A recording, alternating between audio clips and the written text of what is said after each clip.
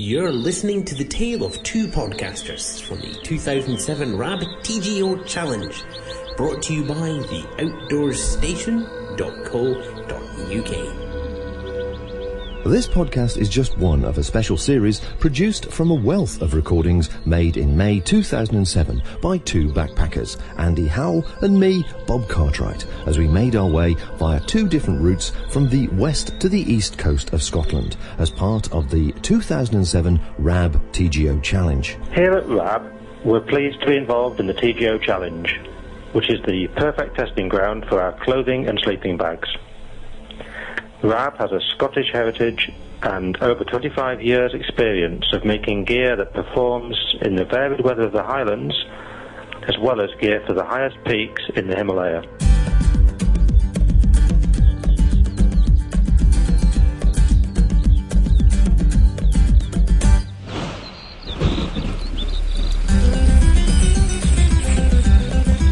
Co-sponsors TGO, the Great Outdoors magazine, have been behind this May event since its inception in 1980.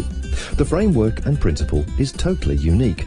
It isn't a race or a competition of any kind. The objective is to foster good fellowship amongst walkers within the framework of a challenging 200-mile expedition.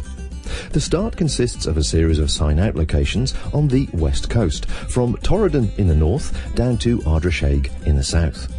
Each challenger, solo, couple or group makes their way via a high route, a low route or a mixture of the two across Scotland to finish anywhere between Arbroath and Fraserburgh on the east coast.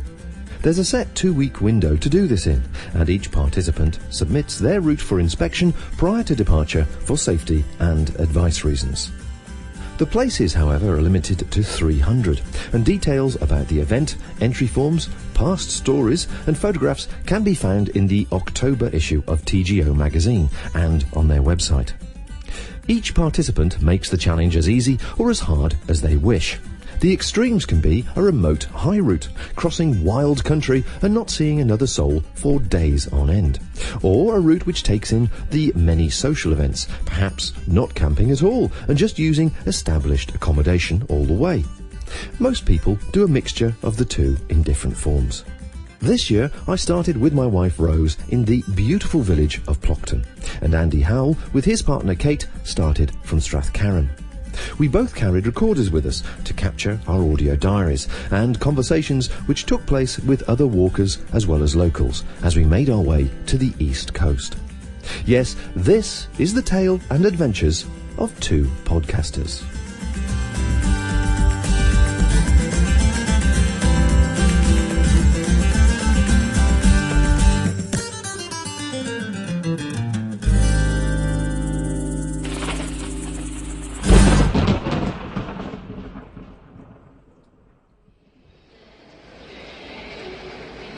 Part 1. As you might expect, on Thursday the 10th of May, all the challengers head en masse to Scotland. And while Rose and I got up at some ungodly hour to stress our way through the great British public transport system of planes, trains and automobiles, Andy and Kate let the train take the strain.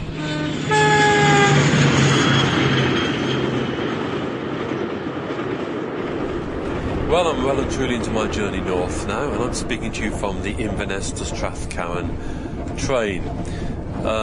Airline prices and dodgy connection times meant that I took the sleeper up from Birmingham last night, which was certainly a great way to start the challenge. You certainly arrive early and refreshed. The weather this morning at about 6:30 when I opened the cabin window was very sunny, lovely morning, but the air pressure's now dropped quite considerably and it's grey and raining. The landscape's still quite parched in many places, but the rivers seem to be filling up quickly, and I think that the river crossings that I've got planned for the first 3 days of the challenge are perhaps going to be more of a challenge than I'd hoped they would be. Still, never mind.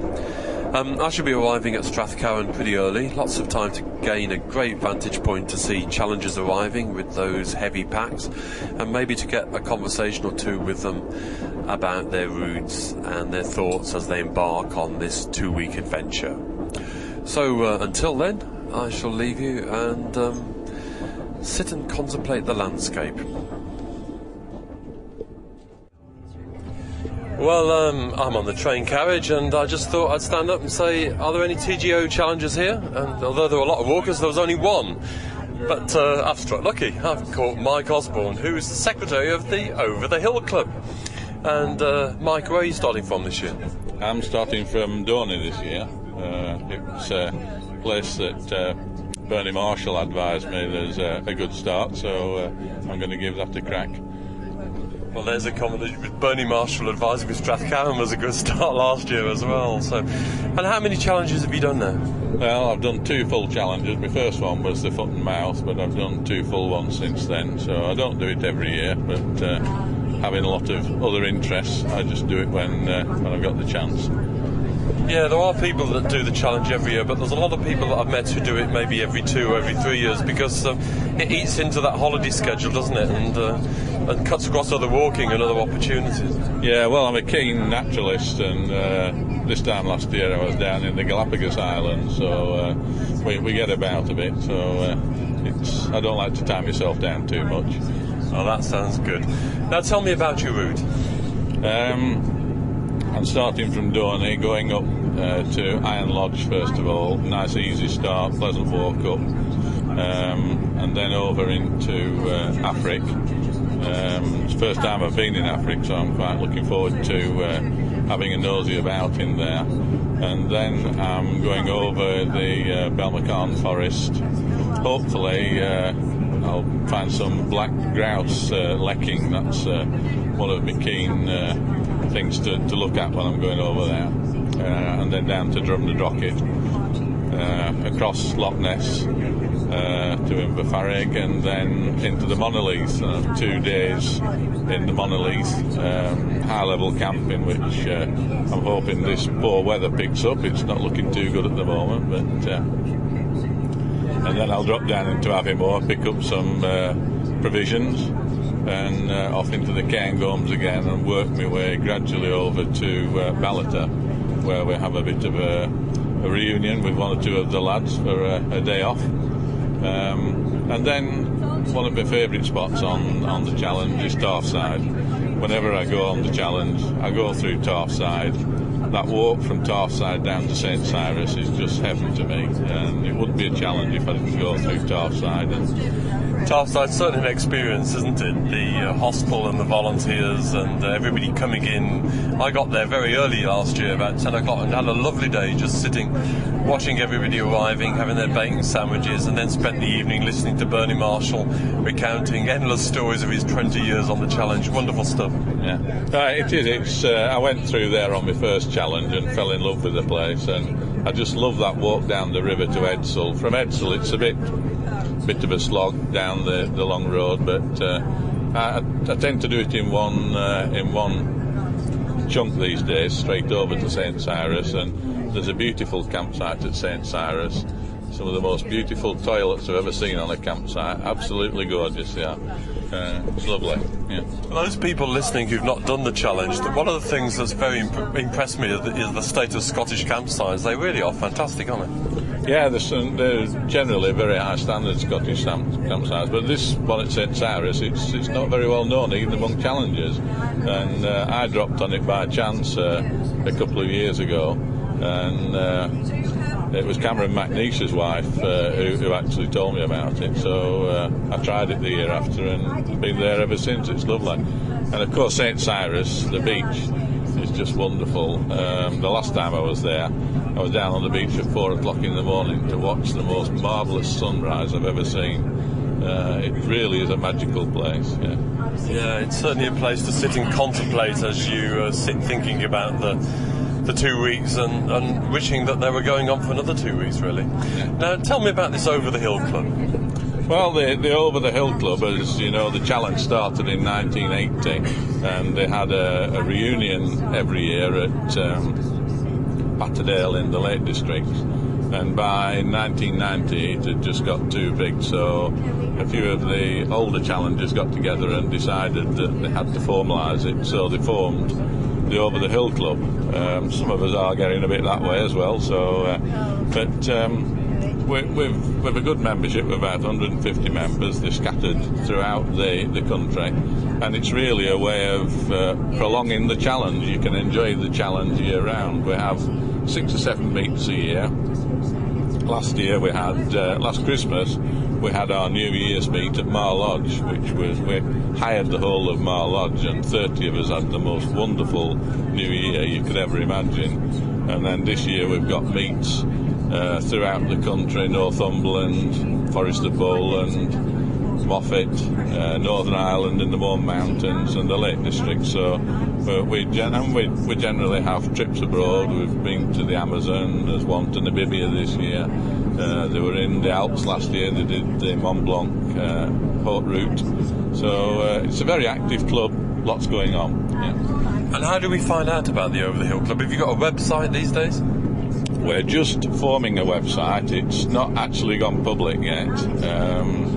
Phil Lambert, who's known to many challenges, has put the website together, and it will be going live literally in the next few weeks. But if anybody wants to join the club before then, they can contact me by emailing me at michael.osborne2@ntlworld.com, and I'll send them the details.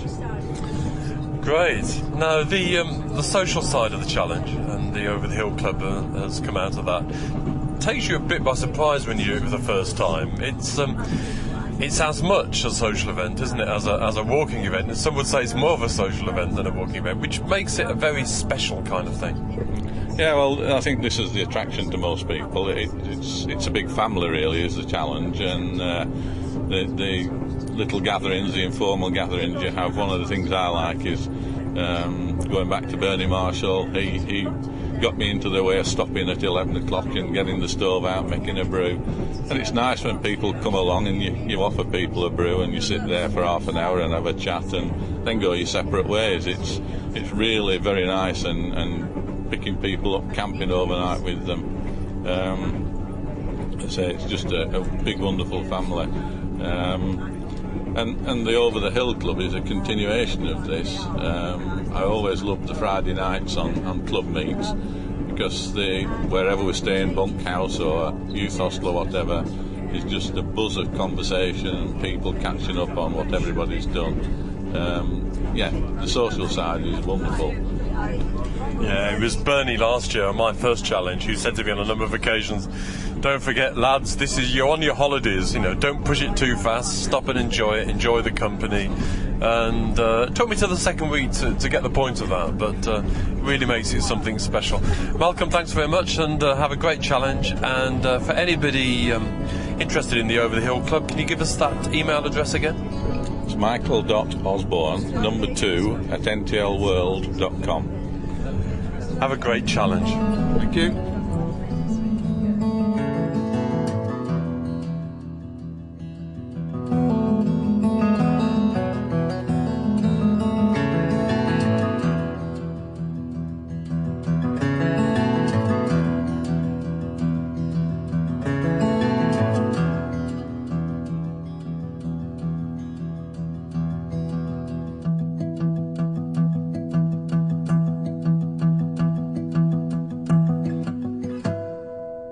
Well, it's lunchtime at the Strathcowan Hotel, and already the challengers are beginning to wander in, and I've got two of them with me here, Mick and James. Mick, you've done the event before, but you've done a lot of Munro bagging. Yes, I've done one event before, about 4 years ago, and I completed the Munros in 2000, so I've explored my way around the Highlands fairly thoroughly. The bit where's always new to me is when I get to the Far East, when you run out of Munros, and then it's always new to me. And James, this is your first event? That's right, I'm a complete and utter TGO virgin. But I've been walking in Wales and in Iceland, so I thought if I average the conditions of the two, then maybe Scotland would be about right. So, looking forward to it, but the nerves are there, I guess? The nerves are certainly there, yes. So we'll just see how it goes with fingers crossed. Now, the two of you are not using a tent. You're stopping in bothies and accommodation all the way across. Yes. It makes the planning interesting. and it theoretically should keep the pack lighter, but it never seems to be lighter. Oh, no, that's an important thing. Now, James, you were telling me you were quite frustrated about this because last year you bought a laser competition and you've only used it once. Yes, 997 grams, and it's sitting at home. And I think it could give one a lot of useful flexibility. And I now find that other TGO people reckon that the laser's up to the conditions in Scotland. Yes, so that camping would be nice. Today, anyway, but Sunday, when it's meant to be raining, it might be another matter. Yes, the weather forecast was pretty bad this morning, but actually the weather today isn't too bad. And when you plan the route, presumably this allows you to carry a little less weight and to go higher? Yes, possibly to go higher. I'm hoping to go over, I always call it chrysanthemum, because I can't make any fist of the Gaelic pronunciation of that one above Glen Affric, and Mount Keane, but mostly we're going over the passes. Again, theoretically go higher, but no, we'll probably be going through the passes. And you're aiming to end up at Stonehaven, yeah? That's right, at Donaghsur Castle. Again, fingers crossed if that all works out. We'll see if it happens. Well, I'm sure you're going to have a great time, and no doubt we'll meet up with each other at some point again later on, or you'll meet Bob and his recorder. But give us a quick outline of the route. From here, over a couple of days to Glen Affric, Fort Augustus, Lagan Bridge, Kingussie, Lochmorlick, Allarg, Cockbridge, Ballater, Tarfside, Charbothy, Fettersoe Forest, Dunatar Castle, where I shall try to sprout some appropriate words of Hamlet. Great stuff. Now, planning the challenge is always... I always think it's worse than actually walking the event itself, but planning all those B&Bs and bothies and hotels must be quite a task. Who's done that? Who's taken the main responsibility for that? Me. Again, a head start because of... I already had an idea where a lot of them were from my Monroe bagging days, and so that gave me a head start. And on the club I walk with, the Gentian Mountaineering Club, plug, I'm the hut booking secretary, so I book the accommodation, and so I've got various things on my favourites, like Independent Hostels Association, Scottish Independent Hostels, bed and breakfast sites, and I've got quite good at searching the web for accommodation. So how long did it take planning the route? The basic planning I probably did in a week or so, but then the detailed planning, actually making sure it all fit together, that probably took a couple of months. Right. And James, you all set? I think so, yes. I've signed a set of maps out of the library and tried to find all the places that Mick's mentioned on the way. And then I think probably day by day we discuss the route and see it in a bit more detail. Now, like a lot of people, you've followed this through TGO, but what's made you take the plunge and tackle the challenge this year? Well, I thought to myself that this is the sort of thing that could either be heaven or hell according to the conditions, but I'm unlikely to do it again, so that this is an opportunity really to seize, to see if I like this sort of thing. So I thought, well, if I don't do it now, I never will, so why not now this year? I need to warn you, the challenge is full of people who said, I'll only ever do it once in my life, and are still cruising strong after 4 or 5 years. Yes, we've met some addicts on the train already, but they still seem to be smiling, so it's time to find out what they're smiling about. I'm sure you're going to have a great time. Thanks a lot.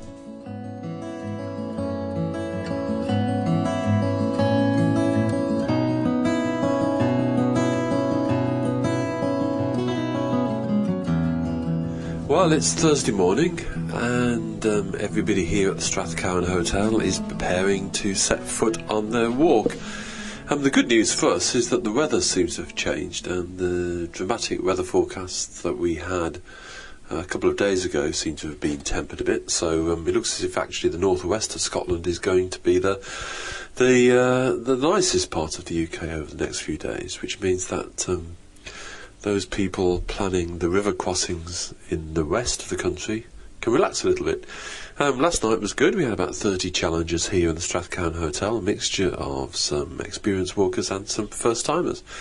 And it was particularly good for them, I think, because they were able to get a feel of the comradeship and the friendship that marks out this event.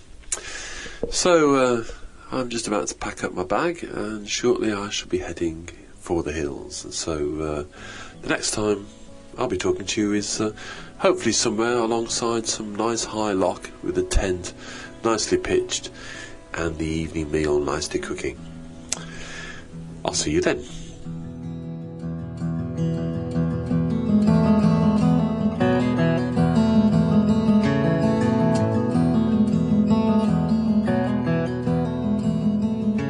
Well, it's just gone 9 on Friday the 11th of May 2007, and it's now the official start of the RAB TGO Challenge.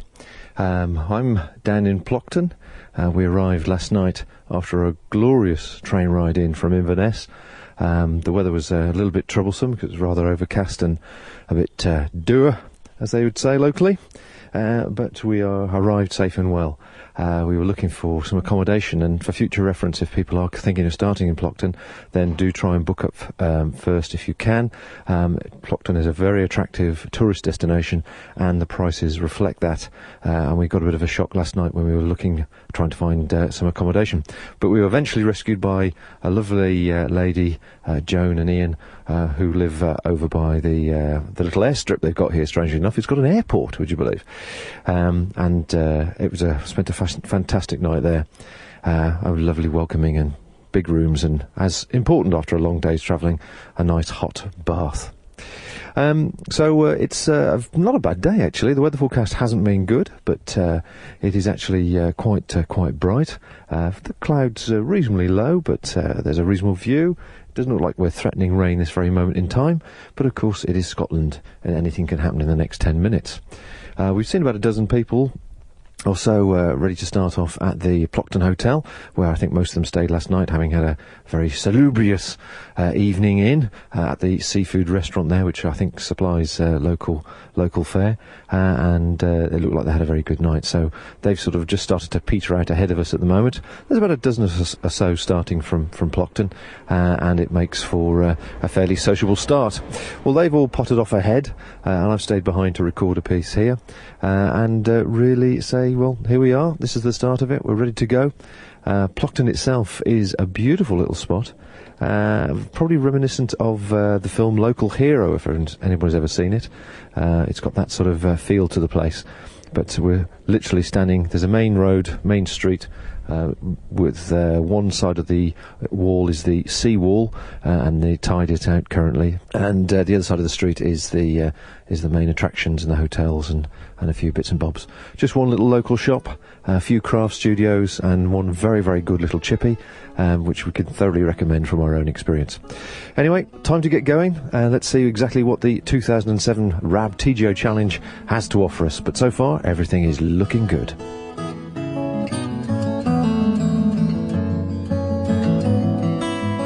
At our sign-out point in the Plockton Hotel, I had a chat with Dorothy Pearson, the owner, who has lived and worked in the village for some 16 years. I wondered what changes she'd seen take place in that time. The village has gotten busier and busier as the tourist seasons have extended year on year, but it's always been a picturesque, busy place. It's a beautiful spot, and the bed and breakfast we were staying last night, they were saying that a lot of the properties now, like most tourist places, are not owned by local people anymore. No, this is a big problem for the village, because each house that's sold for a huge amount of money is not going to anyone local. So therefore, the youngsters and young people who want to live and work in the village and bring up children can't do it because they can't afford the housing. And I suppose goes along with that is the shops are not that many shops as there used to be. I see the schools are still there, though. Yes, the school's still there, but much reduced pupil numbers. But there's a Gaelic part to that school as well, which is good for the area. Right. And so what interesting things have happened over the last few years then to you? Apart from setting you guys off on your cross-country walk, well, we've been used. The village has been used for various programmes, famously for the Hamish Macbeth the BBC television programme. It's 10, 11 years ago now since it was last filmed, but we still get people coming in looking for the place it was filmed. The last one being a wee Japanese guy from Tokyo who was hooked on Robert Carlyle and sent us a nice bottle of sake when he left. Nice one. Excellent. I mean, is there the community of a reasonable size? I mean, during the worst period of time when it's obviously sort of midwinter and the gales and the rains around? There is about 200 people actually live and work in this village altogether normally, and then in the tourist season it just multiplies because there's lots and lots more bed and breakfast girls and guest houses opened up since we arrived. When we arrived there was only 3 or 4. But now there's about 14 or 15. And is the tourist industry the main source of employment? Yes, very much so, as is all the Highlands. They live and die on the amount of tourism that it generates during the year. Excellent. And what about the actual fishing industry? Do you have sort of much of that coming through? I see there's a few boats out there today. Yes, we get local prawns. These are all prawn boats. Some go on to velvet crabs. And there's a wee white van that comes up every day and collects them all, takes them to Inverness, and they're sent direct to the London, Paris, Madrid markets. Wow. Well, certainly, I mean, we're obviously from down south in the Midlands there, it looks like a glorious place, an attractive place to live, and very romantic place. But would you say it's an easy life or a tough life to live in this sort of area of Scotland? It has its downsides as well, because the nearest serious shops are Inverness, which is a 2-hour drive. So you have to be, unless you're on a railway line, there are no public transport connections very much, and you have to be able to drive. Yeah, so I presume a transport wheels car is everything. Yes, absolutely, absolutely. You can see you've got the train line there just across the bay. Does that bring many visitors to you? Yes, it does. There's the line is, they've spent a lot of money on the line because it's an old Victorian line, but they keep it open for tourism, and it does do, and it's a very picturesque journey. Yeah. It's a beautiful trip in from Inverness, certainly. Oh yes, wonderful. Did you come in last night? That's the way we came in, yes, last night, and looking across it, had the weather been glorious and the sun setting, it would have been... A lot of people see this little village from that train and come back to see what it's all about. Yeah, I can understand that. So where do you think the actual life in the village is going? Do you think that sort of tourism will be the mainstay for many years to come, or is there anything new developing, do you think? Yes, well, the tourism will always be the mainstay. There is a big Navy base in Cartwright, which brings servicemen, Navy guys especially, over to this area, especially in the winter, which is good for the hotel in the winter time. But I think in the future there's also plans to build affordable housing at the top of the village, which should help with local people staying in the area. Yeah, I understand it. Like everywhere, that is the big complaint. They can't afford to actually live in their hometown. You must have heard it time and time again. And as you go along towards the east, you'll find out other places are exactly the same. And they're having to bring in foreign workers to do the work because there's no local people to do it. That was the other question I was going to ask you, actually. Last time I was here, this time last year, seemed to go through pockets of East European workers in the rural areas. Do you have many in Plockton? One or two. We've actually got a really smashing guy who's here from Budapest, and he's here for the 3rd year running, which is great. We rely on well-trained local youngsters who we train at 14, 15, and we have them for the next 6 or 7 years as they work their way through university, and they come back in the height of season, which is great. Excellent. Well, thanks very much indeed for your time. I wish you a very successful holiday season, tourist season, and I'll see you again next year, hopefully. Well, good luck to you too. I hope it doesn't rain too much for you.